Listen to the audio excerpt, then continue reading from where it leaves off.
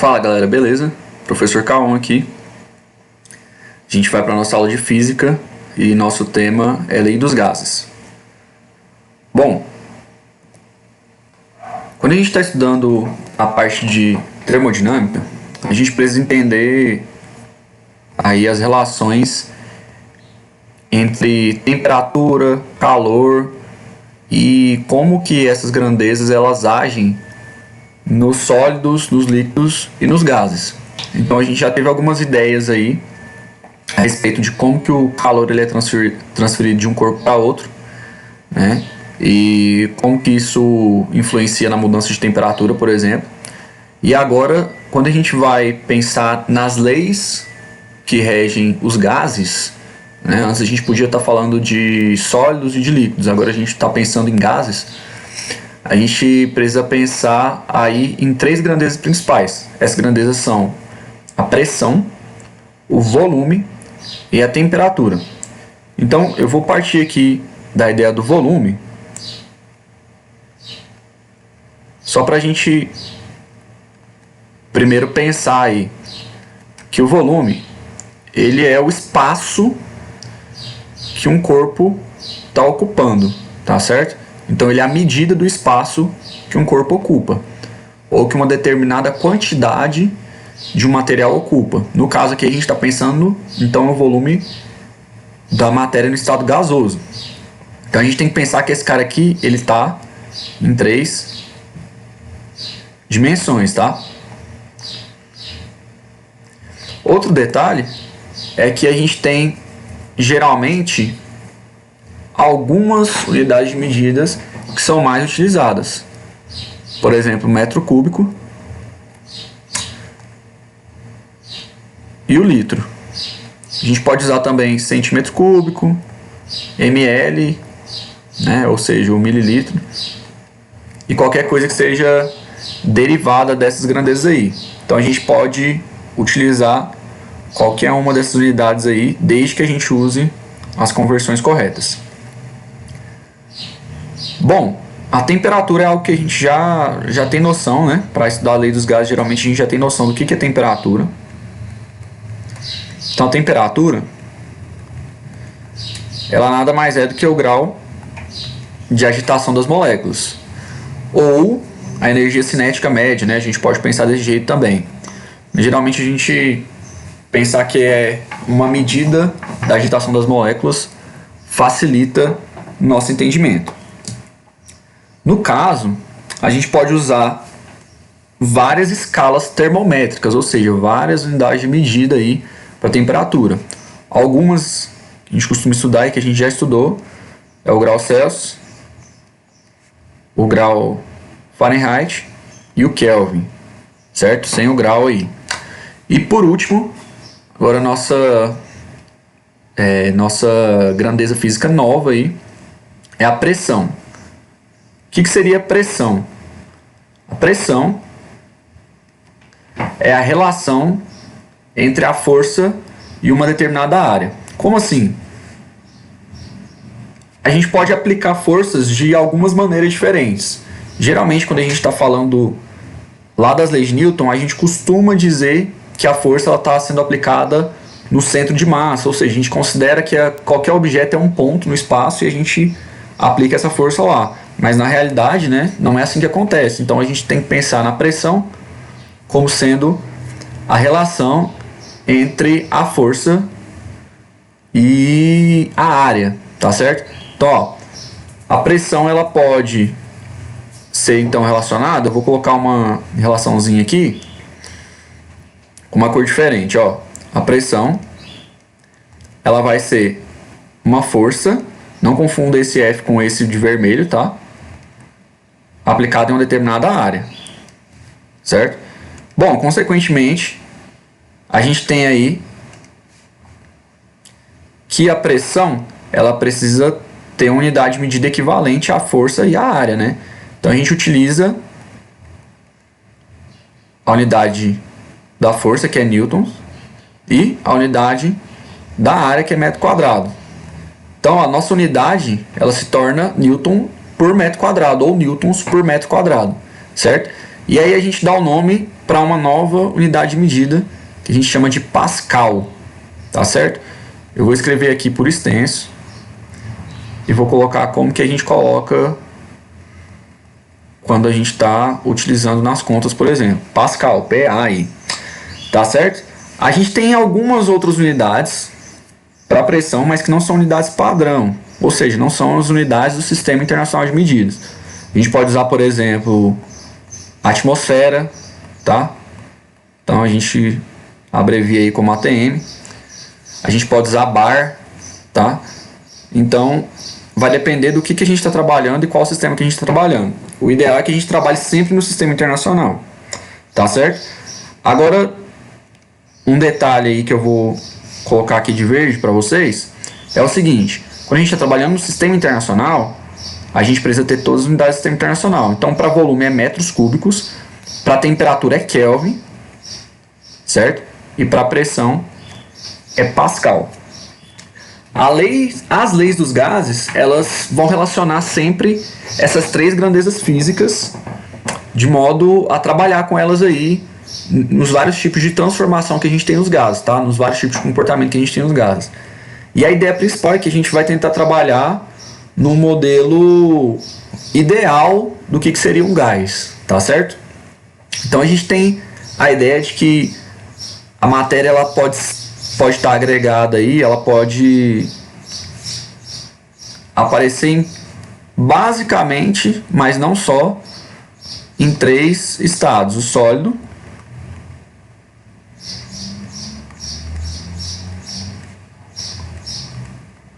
o líquido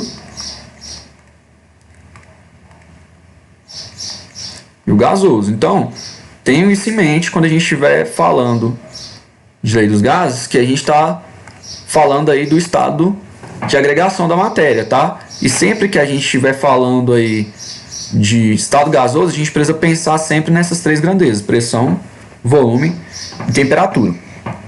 Bom, o que acontece é que vários cientistas, eles estudaram os gases, eles estudaram termodinâmica, e isso começou aí, assim, já é algo recorrente, mas essas primeiras leis a respeito dos gases, elas saíram aí no final do século XVII, lá no começo do século XVIII, que foi uma época aí que os cientistas estavam estudando muito a termodinâmica. Então, a primeira lei que a gente costuma estudar é a lei de Boyle, tá? A ideia dessa lei é que ela relaciona a pressão que você impõe no gás com o volume que esse gás tem, certo? E aí, o que Boyle disse é que a pressão e o volume, eles são proporcionais aí, certo? Então aqui a gente tem nossa relação, e essa relação ela se mantém constante, ou seja, todas as vezes que eu aumentar a pressão, o que vai acontecer? Meu volume ele vai diminuir. A gente pode pensar, por exemplo, numa seringa, né? Se eu pegar uma seringa e tampar ela e depois empurrar o êmbolo dela, ou seja, né, tentar dar uma injeção, por assim dizer, eu tô o quê? Eu tô aumentando a pressão do gás que estiver ali dentro, se ela estiver vazia, por exemplo. E conforme eu aumento a pressão, meu volume diminui. A ideia é que Boyle ele fez os experimentos a temperatura constante, certo? Então, mais para frente a gente vai ver que temperatura constante é um tipo de transformação específica, tá? Então quer dizer, ó, se eu comecei lá na temperatura T1 igual a 300 Kelvin, não importa, lá no final minha temperatura ela se mantém constante durante o processo e lá no final ela continua sendo 300 Kelvin, tá? Porém a pressão e o volume eles têm que mudar. Eu vou colocar aqui do lado, ó, a pressão em Pascal e o volume em metro cúbico, para a gente ter ideia do comportamento aí, como que funcionaria a pressão conforme eu mudo o meu volume, por exemplo. Então o que seria? Eles seriam aí algo desse tipo aqui, ó.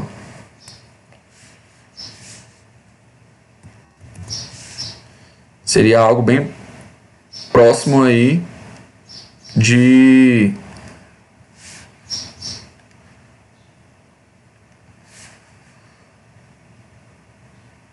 um decaimento assim, ó. Tá certo? Então, quanto mais eu aumento o volume, mais eu estou diminuindo a minha pressão, tá? É como se a gente pegasse esse ponto, esse ponto, esse ponto, esse ponto. E aí, quanto mais eu aumento o meu volume, eu estou diminuindo minha pressão. E quanto mais eu aumento a pressão, eu estou diminuindo o volume. Então, a gente costuma dizer que pressão e volume são inversamente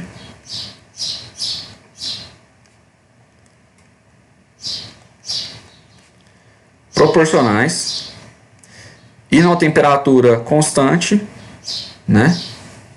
Essa relação ela está se mantendo constante, tá?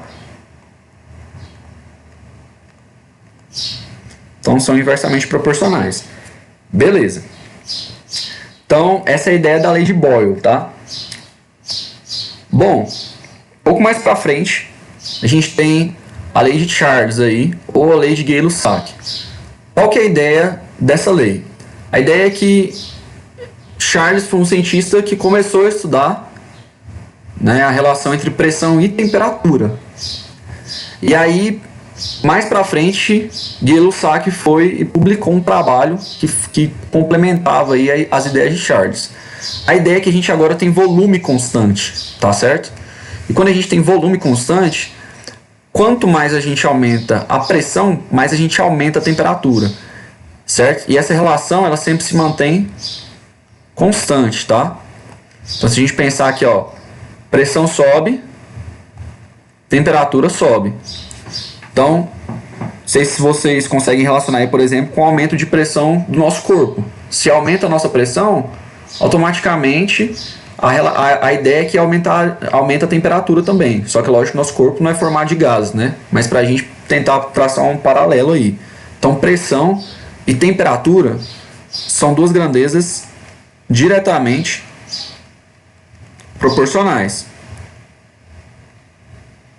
Ou seja, quando uma aumenta, a outra aumenta. Tá certo? Então isso aqui é só para vocês terem ideia, depois a gente vai dar alguns nomes aí quando a gente mantém alguma dessas grandezas constantes. Então a gente pode pensar aqui, ó, de novo, vamos colocar no sistema internacional, pressão em Pascal, pode aparecer ali Newton por metro quadrado também, não tem problema. E aqui nossa temperatura em Kelvin. Bom, se eu aumentei minha temperatura, o que vai acontecer com a pressão? Ela tem que aumentar, ó. Então quer dizer, aumentei minha temperatura, peguei um ponto aqui, ó. Quando eu aumentei minha temperatura, minha pressão automaticamente aumentou, tá certo? E essa relação ela vai se manter constante, ou seja, a gente tem uma reta aí no nosso gráfico, tá? Bom, quando a gente junta essas duas ideias, a gente tem aí a lei geral dos gases ideais, certo? Ou seja, a gente tem um espaço confinado, a gente não tem troca de energia com o meio externo. E aí a gente tem o que a gente chama de lei geral dos gases. Essa lei ela relaciona as três grandezas, tá certo? Ela relaciona pressão, volume e temperatura. A gente pode dizer o seguinte: a gente tem pressão inicial, a gente tem volume inicial, a gente tem temperatura inicial de um gás. Ou seja, ele está no estado A, por exemplo, tá certo? Ele está no estado A. E aí ele vai para um estado B.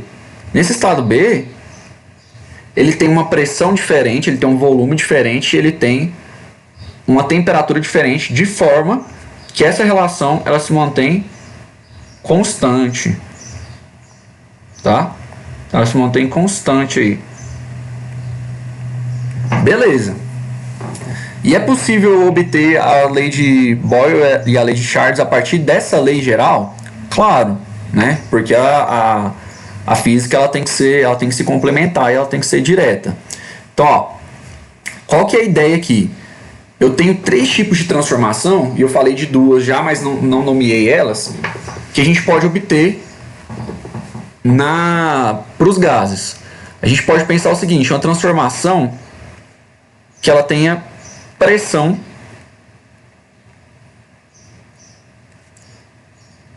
constante. Bom, eu comecei por ela porque eu não falei dela ainda, tá? Essa transformação de pressão constante a gente vai chamar de isobárica. Como assim isobárica? Que nome é esse? Bom, iso é algo que vem de igual ou uniforme, certo? E o bárica vem lá do bar, né? Que é uma das unidades que eu acabei de falar para vocês sobre, que é equivalente à pressão, tá? Igual, e aqui pressão, ou seja, mesma pressão, pressão constante, tá? Então a gente pode lembrar disso aí. Nessa transformação a gente tem o que? A gente tem que a lei dos gases aí, se eu mantiver constante minha pressão, quer dizer que eu posso pegar isso aqui, ó, a mesma lei, e simplificar aí esse cara, né, a pressão inicial com esse aqui. Por quê? Porque são constantes. Então a gente vai gerar aí uma relação que ela é mais simples, né, a uma pressão constante. Então, ó, volume sobre temperatura, ele sempre vai ser o volume sobre temperatura. Tá certo? Então quer dizer, essa relação ela se mantém constante. Agora vamos lá. Vamos pensar aí, a gente já falou da temperatura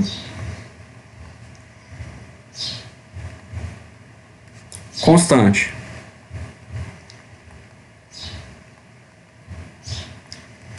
Beleza. A temperatura constante a gente costuma chamar de iso.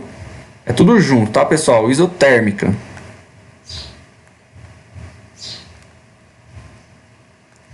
Beleza, ó. Isotérmica. O que é algo isotérmico? Eu vou colocar já a equaçãozinha aqui embaixo, ó. P0V0 sobre T0 igual a PVT. Certo? Então, qual que é a ideia aí da isotérmica? A isotérmica, ela tem temperatura. Então, ó, térmica. Térmica é fácil, né? Térmica lembra o quê? Temperatura. E iso igual. Então, sempre lembra. Iso igual. Térmica, temperatura. Bom, então quer dizer, eu posso simplificar aqui nossas temperaturas e a gente retorna a lei de Boyle, né? Que era lá, ó, se eu tiver o P0V0, esse aqui sempre ele vai se manter constante.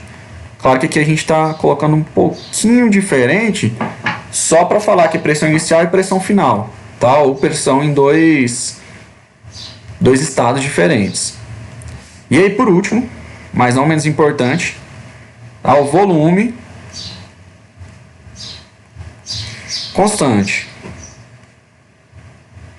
Então, o volume constante, ele é o quê? Como que seria o nome? A gente tem vários nomes, tá? Um deles é isovolumétrico, ou seja, iso igual volumétrico de volume, mas um dos nomes que é mais visto e que ele é talvez o mais complicado, um pouco de lembrar, é o isocórico, tá? Então a transformação isocórica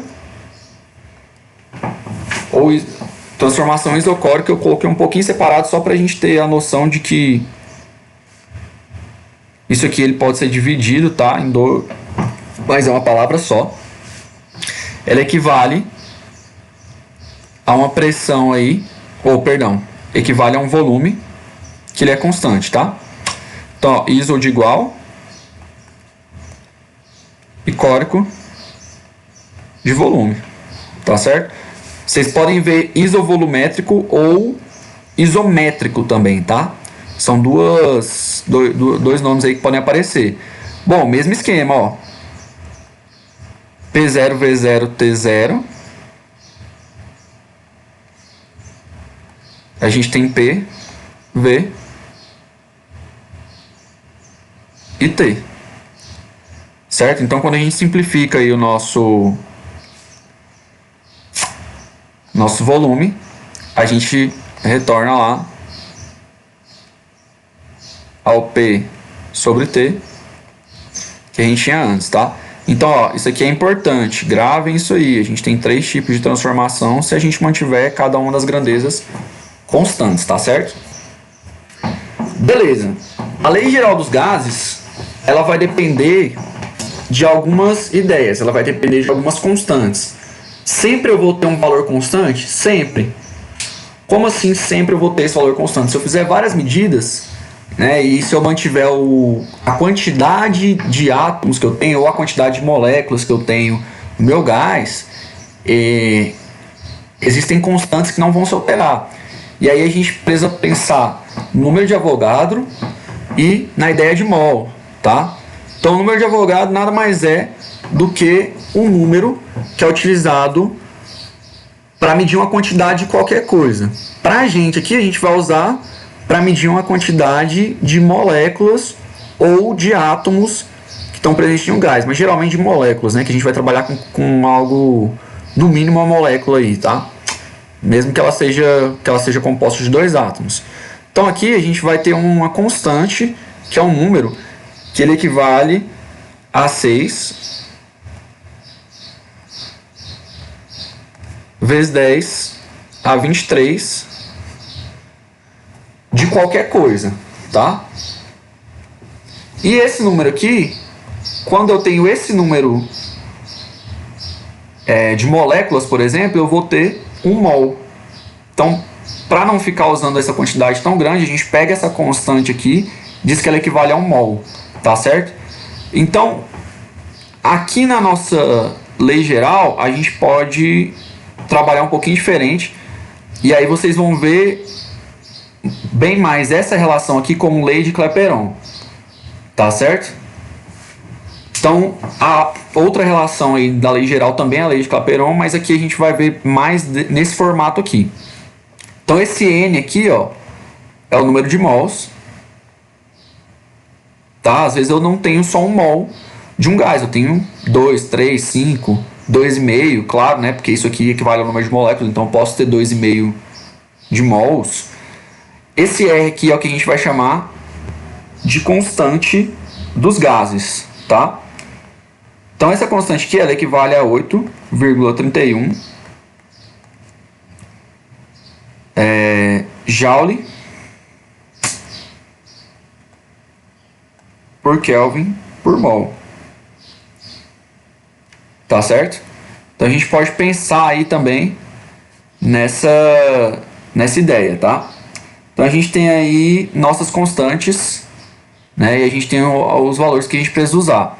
Então a lei de Clapeyron a gente pode também voltar para a lei geral dos gases. Se a gente pegar, por exemplo, a temperatura, a gente sabe que o P e o V são pressão e volume. Se a gente passar a temperatura para o lado esquerdo, se ela estava multiplicando, ela passa dividindo, a gente continua tendo algo que é constante, ó. Esse número aqui de mols não muda se você não alterar, né, ou se eu estiver no sistema fechado, né? E esse número aqui é uma constante, tá? É lógico que a gente pode ter essa constante com alguns outros valores se a gente mudar as unidades de medida aqui, tá, pessoal? Mas, no geral, a gente vai usar mais esse valor mesmo. Beleza. Ó, vamos pensar aqui agora. Um compartimento de 0,1 metro cúbico ou 0,10 metros cúbicos, totalmente enchido com nitrogênio. A temperatura do compartimento é de 27 graus, faltou aqui, né, Celsius, e a pressão é igual a 1,23 atm. Termina o número de mols de nitrogênio considerado um gás perfeito, contido no compartimento. Então, ó, o que ele quer saber aí? A gente tem a lei de Clapeyron, a gente tem a lei dos gases, né? E a gente precisa utilizar isso para encontrar o número de mols aqui no caso, tá? Então, ó, vamos primeiro anotar os nossos dados. O volume que ele está dando aqui para a gente é o quê? De 0,10 metros cúbicos. Beleza. A temperatura é de 27 graus Celsius e a pressão é de 1,23 atmosfera, ou ATM. Beleza.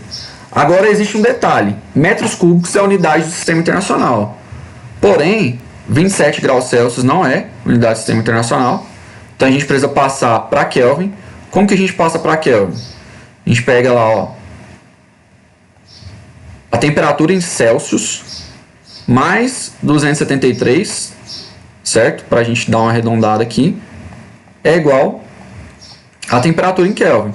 Então, ó, 27 mais 273, isso aqui vai me dar 300 Kelvin. Beleza, eu tenho minha temperatura aí. A minha pressão, ele deu o valor de conversão aqui, ó. 1 atm é igual a 10 elevado à quinta Pascal.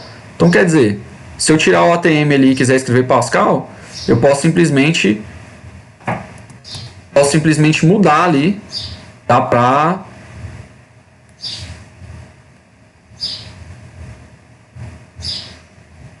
1,23 vezes 10 à quinta Pascal, tá certo? Bom, vamos lá. Então agora a gente tem tudo nas unidades de medida corretas e a gente pode então trabalhar aí. Vamos lembrar da nossa lei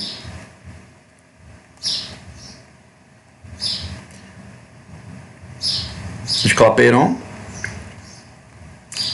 bem detalhado aí, tá? Que a gente tem o que? Pressão vezes volume é igual ao número de mols vezes a constante dos gases vezes a temperatura, ou PV igual a nRT, tá certo? Então, a pressão é o que? A pressão equivale a 1,23 vezes 10 à quinta, tá certo? O nosso N aí. Opa. Bom, vamos apagar esse pedacinho aqui. Faltou o volume aqui, né? Então, o nosso volume aqui, ele é um volume de 0,1. Então, a gente tem o número de mols aqui. A gente tem a nossa constante. E a gente tem a temperatura. Tá certo? Então, ó, antes de fazer as contas, o que eu vou fazer? Eu vou colocar todo mundo em um lugar só. Então, ó, esses dois valores aqui, eles estão o quê? Eles estão multiplicando. Então, a gente pode passar eles para o lado de lá, dividindo. E aí vai ficar o quê? Vai ficar com esse cara aqui, que é justamente quem a gente quer encontrar. Ele vai ficar sozinho. Certo? Então, eu vou colocar, ó, N, porque ele vai estar sozinho do lado direito, então ele pode ir para o lado esquerdo tranquilo. É igual a 1,23 vezes 10 à quinta vezes 0,1 dividido por 8,31 vezes 300. Beleza, então para a gente fazer um pouquinho mais detalhado aí, fazer um passo de cada vez. Então, ó, 1,23 vezes 0,1 vai dar o quê? 0,123, e eu vou deixar aqui a notação científica do lado. 10 elevado à quinta. Depois a gente vai ajustar isso aí. E embaixo eu vou ter o quê? 8,31 vezes 300, que vai dar 2.493. Agora o que a gente precisa fazer? Vamos dividir 0,123 por 2.493, que vai dar 0,12349 vezes 10 à quinta. Certo? Então esse é o número de mols. Só que a gente pode andar com a vírgula aí, né? Para a direita. 1, 2, 3, 4, 5 zeros aí, né? Então a gente vai ter esse cara aqui. Na verdade, nosso N ele vai ser 4,9 mols. Tá certo? Ou aproximadamente 5 mols. Bom, beleza. Então, percebam que a gente precisa sempre converter as unidades de medida para que a gente tenha as nossas relações coerentes, tá? Então, por último, mas não menos importante, a gente vai fazer um resumo aí rapidão. A gente falou das grandezas: pressão, volume e temperatura, certo? Quando a gente tem uma isobárica, iso quer dizer igual e bárica quer dizer o quê? Pressão. Quando a gente fala de isotérmica, a gente está falando iso igual e térmica, temperatura, certo? Então, ó, pressão constante, temperatura constante. E isocórica, e aí só para lembrar aqui que isovolumétrica também entra, quer dizer que eu tenho volume constante. Número de Avogadro, né, que é o nosso valor de 1 mol lá, 6,022 vezes 10 a 23, essa é a quantidade de moléculas ou de átomos que a gente tem aí em 1 mol. E lei geral e lei de Clapeyron, que na verdade é a mesma, são as nossas duas relações aí mais importantes, a partir das quais a gente pode lembrar das outras, tá? Então a gente pode, numa transformação isobárica, isotérmica, a gente pode sair lá com a lei de Boyle ou a lei de Charles, tá? Então, ó, são as nossas duas leis aí, né, que na verdade são uma só, PV igual nRT, elas se completam aí, né? E a gente tem basicamente todo o nosso tudo que a gente precisa aí para resolver os exercícios de lei dos gases, tá certo, pessoal? Boa sorte nos exercícios aí e até a próxima.